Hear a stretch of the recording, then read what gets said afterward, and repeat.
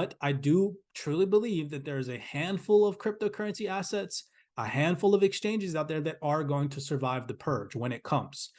Alrighty, what is going on, everybody? Welcome back to another CYPRX video breakdown. I am about to seriously blow people's minds. If you all enjoy going down the rabbit hole, paying attention to detail, smash that thumbs up button, subscribe to the channel, pay attention, everybody, what I'm about to say to you all. So we're going to be talking about speculative payments that have been mentioned before. The central bankers literally telling us in advance that there is going to be a catalyst. I've been mentioning to you all for the longest time right now, a couple of different things. Okay, we're on coinmarketcap.com. Now we all know that there are over, looking at the top of coinmarketcap.com, 23,000 cryptocurrencies. And I've mentioned to you guys that in order for this market space to operate efficiently, there is no way, shape, or form that this market has 23,000 participants in the space to operate efficiently. So what's going to be the catalyst that takes a lot of these key players out? Again, confirming that there is going to be some type of crisis. We've seen multiple central bank panels where they talk specifically about preparing for a crisis, mentioning that they're going to become involved in this market space when a crisis happens, giving you guys key gems. I'll play those for you all in just 1 second. Then we're also going to read in today's video breakdown a speech from the Bank of England Governor, Andrew Bailey, where he talks about being careful, okay, with these speculative investments.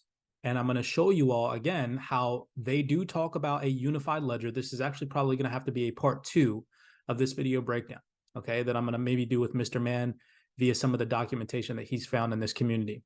When it talks about, you know, the quant network being a unified ledger and things of that nature, and how they are going to be utilizing distributed ledger technology with the private sector in collaboration with the private sector to transition us all over to this new world order. So we're going to be paying attention to all that. And again, those terms, the new world order, I'm going to show you all in today's video breakdown how they mention that. Okay, this has all been a digital transformation that all started with CV19. And we're going to get into that in today's video breakdown. So again, if you enjoy these breakdowns, smash that thumbs up button and subscribe. So let's start here. All right, the crisis that I mentioned to you all. Here are some Bank for International Settlement video clips of them talking about a crisis happening. Well, as Stefan said, that we never learn, and maybe the only times where we do learn temporarily is from, in financial terms anyway, is when we have a crisis. So I guess I'm interested in any of you whether you think this will require a crisis involving stable coins, and if so, how imminent is that kind of car crash in this world, or are we still at the very early stages that we couldn't really have a car crash quite yet? We'll have a car crash, but not quite yet. And I think we'll have a car crash, but not quite yet. Only when we have the car crash that this will get a lot of attention. Okay, he literally said, we will have a car crash, but not quite yet. After being asked the question, do you think we're going to have a crisis involving stable coins? Do you all see what's going on right now? Okay. And he said that only when we have a car crash will this get a lot of attention. Do you all not understand that only 4.5% of the population owns cryptocurrency assets right now? That they are only used right now mainly for what? Speculative payments. Do you all see everything that I'm piecing together for you all? Watch, I'm seriously about to blow everybody's mind. There is something coming. There is a storm brewing. This is not FUD. This is a digital transformation, and people need to wake up as to what's going on. Okay. So moving on, second panel, okay, discussion. This guy is from Bank of Korea, okay, Chang Yong Ri. So listen to what he has to say, again, confirming that they literally say, when the crisis happens, pay attention to the vocabulary. It's extremely important. For example, what I have in mind is some kind of digital version of IMF SDR, which can be programmed in advance so that they can actually provide liquidity automatically when the crisis happens. Boom. He's talking about a digital currency that can be programmed automatically to provide liquidity for when the crisis happens. You all see, okay?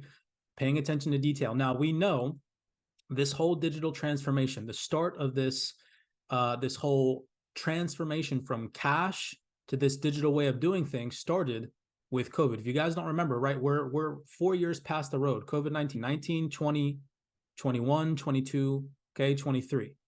We're years post COVID-19 era. Drives global surge and use of digital payments. CV19 did that, right?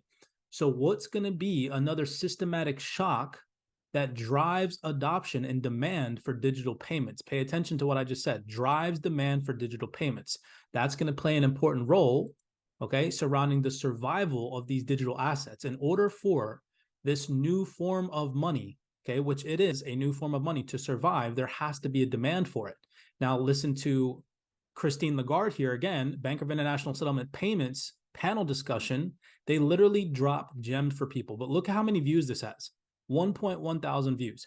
There's 8-point-something billion people on this earth. And this whole entire freaking thing where they're talking about global monetary policy, the future of digital assets, the future of the monetary system only has 1,000 views. You all see, okay?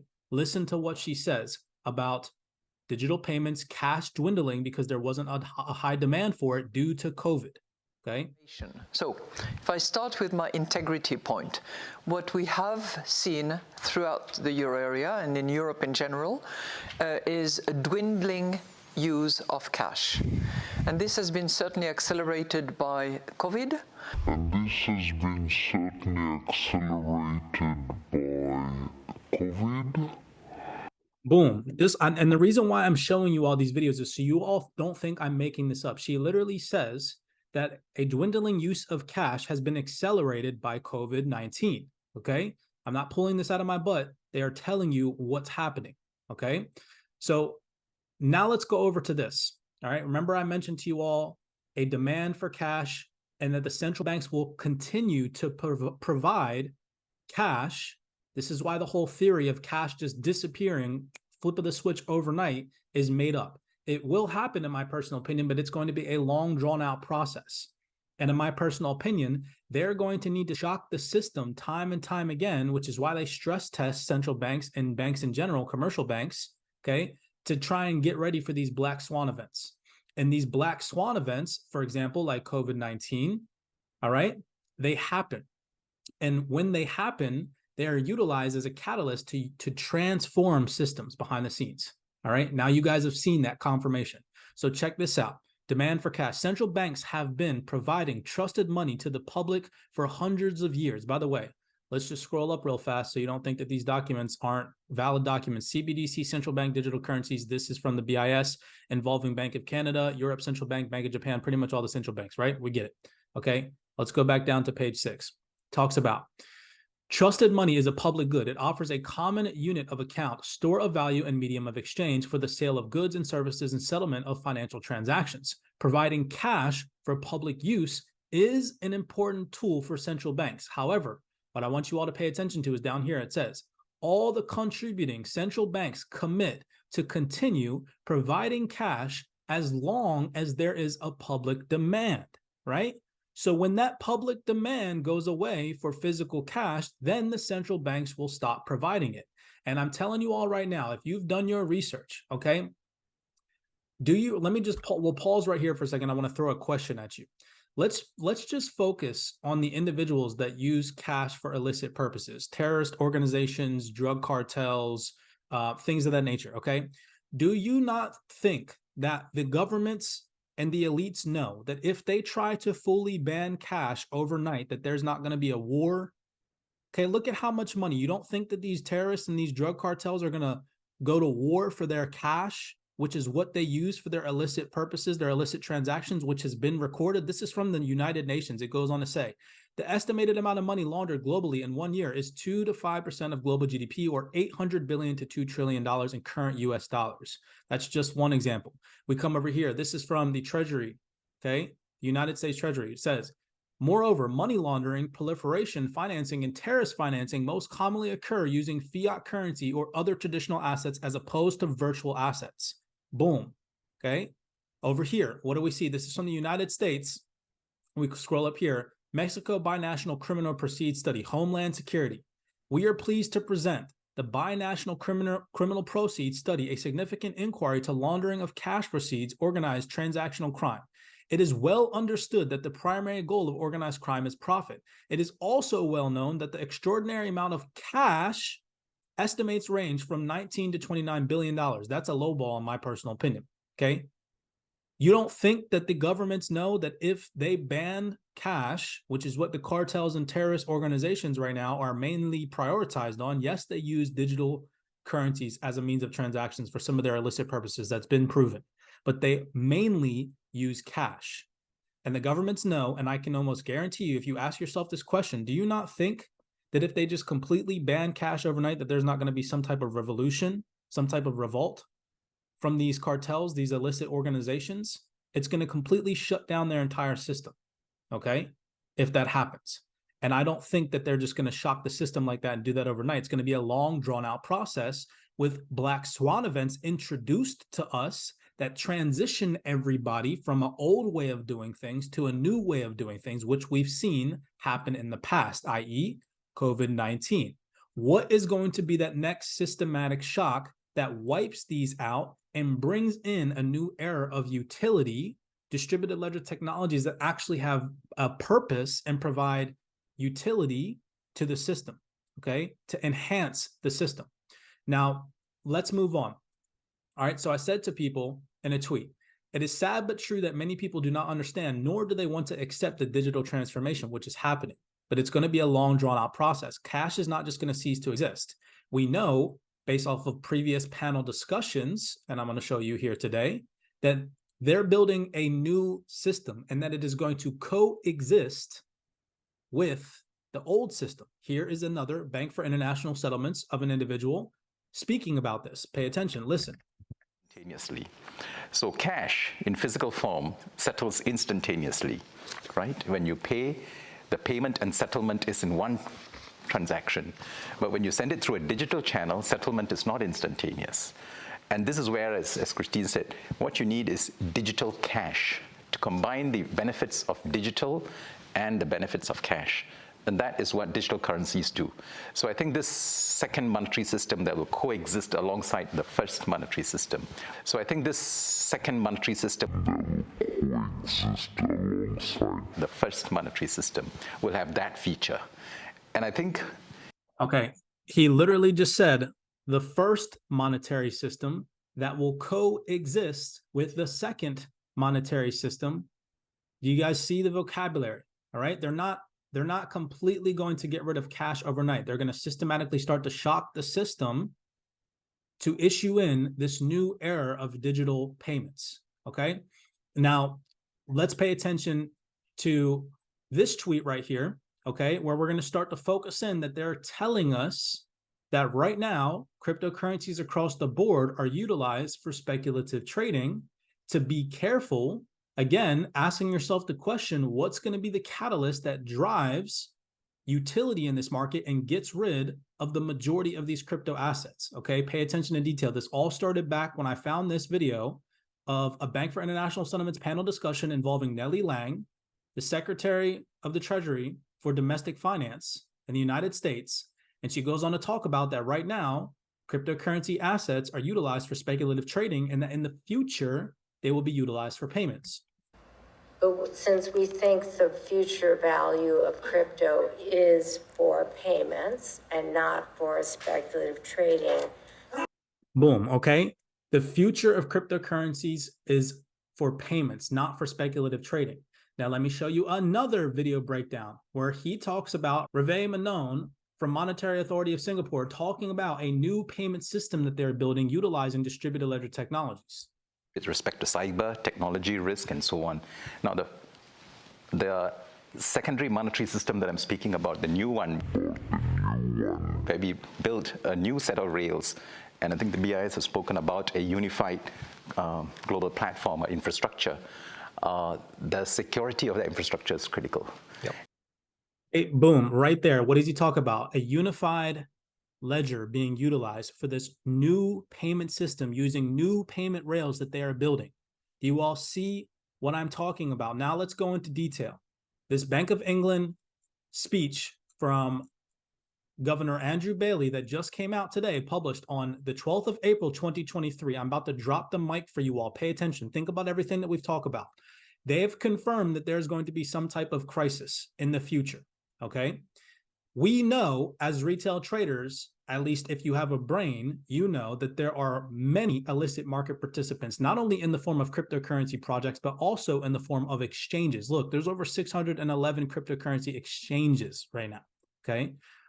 What is going to be the catalyst? There's no medium here, okay? There's only worst case scenario, best case scenario. Best case scenario is 23,000 projects are allowed to operate in this space efficiently and effectively, along with 611 exchanges. Worst case scenario is I'm right.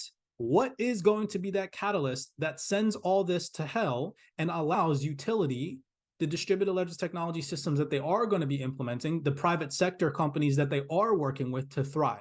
Pay attention to detail, y'all. I've told you all in previous video breakdowns and past tweets, the collaboration between the public and private sector is crucial for the successful adoption and migration of our payment infrastructure over to blockchain technology. Check out what Andrew Carstens, head of the Bank of International Settlements, has to say about that. First, for innovation to flourish, it requires a stable and safe infrastructure that unleashes the private sector's creativity and ingenuity. What is going to happen? Do you all understand the question I'm asking, right? So check this out. All right, let's go over to Governor Andrew Bailey's speech, little tiny snippets that I have for you all, okay? This is going to blow your mind, just to throw the tie on and connect everything, right? So here we see, this is directly from Andrew Bailey. He says, let me go on to the next stage of developments in money. Digital money, how will it change things and is it needed? That's the first question he asks right there. Remember, we talked about Christine Lagarde mentioning a dwindling demand for cash due to a crisis, i.e. COVID-19, that shocked the system and started to transition everybody over to a new digital way of doing things, right? It made things more convenient because people were terrified to use cash. Why? Because they thought that cash was carrying this COVID disease, right?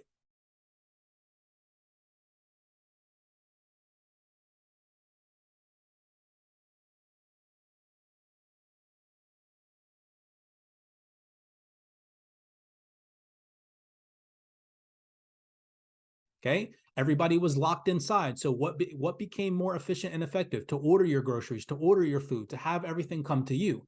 And now what do we see coming to light? An announcement of 15-minute cities, right? Where everything is in a reasonable 15-minute walking distance of everybody's household. Do you all see the transition that is happening? People wake up, okay? So this goes on to say, we're going to specifically focus on the demand for cash dwindling. And the only way for this cryptocurrency asset space to survive and thrive is if there is a demand for digital assets. Well, in order for there to be a demand for digital assets and not for cash, there has to be some type of systematic shock, which we know is coming, that drives that demand. Do you all understand? It's simple supply and demand, okay? So check this out. And this is not coming from me. I'm not making this up. This is coming directly from the central bankers who tell you all, okay? That's what I'm trying to get you all to understand, but people will not read these documents. I guarantee you that less than 0.00005% of the population even read this document here, this speech from Governor Andrew Bailey, okay? So he goes on to say, now into the scene lands crypto and digital money. Note, I did not describe crypto in its unbacked form as money. It isn't. It is not. For money to fulfill its function as a means of payment, it requires stability of value. This is clearly not true of unbacked crypto. It could be a bet, a highly speculative investment, or a collectible, but note, this is not intrinsic value. So buyers, be aware. Boom. He's literally telling you right there to be careful, pretty much literally slapping people in the face and telling them, hey, look, you know, there's meme coins out there that don't really have any intrinsic value. Well, when we push the button to do this financial reset, be aware, be careful. And the reason why he's saying that is to cover his butt, so that way when all of this goes to crap, they can say that they warned you. You all understand, right? He's not just saying this to just float his boat. Right here it says, digital money is not new money. Digital money in the form of commercial bank deposits and commercial bank reserves at the central bank have existed for many decades. What is new is the idea of broadly available retail digital money. But This evolution of digital money is about the technology of delivery. Boom.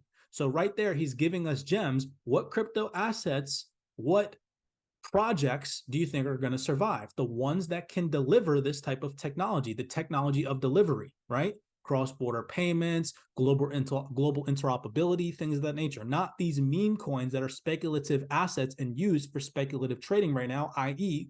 23,500 cryptocurrencies operating in the space. Ladies and gentlemen, wake up, okay? The question for us all should therefore focus most on whether we think there will be a demand for retail digital money in the future. Do you all see that question right there? Okay. So again, considering some of the things that we've gone over, what is going to be the catalyst that drives the demand for this new digital infrastructure that we know that they're building? You think people, do you think that drug cartels and terrorist organizations are just going to freely transition over to this? Do you think that people that have a brain are just going to smoothly and easily transition? But first of all, people don't even know that this stuff exists. So how are they going to get it to the point to awaken the population as to what's going on? How are they going to shock the system and say, hey, boom, here's a central bank digital currency? They're not just going to email people and just be like, hey guys, good morning, everybody. Hey, America. Hey, today, yeah, we're going to flip the switch. And yeah, so you're going to use a central bank digital currency today. Everybody could go, turn in your cash. Cash doesn't exist anymore. Yeah, okay. No, something has to happen for that to come into fruition. You understand? And they're telling you that it's going to come. And in my personal opinion, whatever it is, it's going to shock the speculative assets that are in this space. At the end of the day, they're all speculative. I'm not denying that. But I do truly believe that there is a handful of cryptocurrency assets, a handful of exchanges out there that are going to survive the purge when it comes. Here's another snippet right here. It says, and this is just to confirm the new world. Okay, again, I'm not making that up.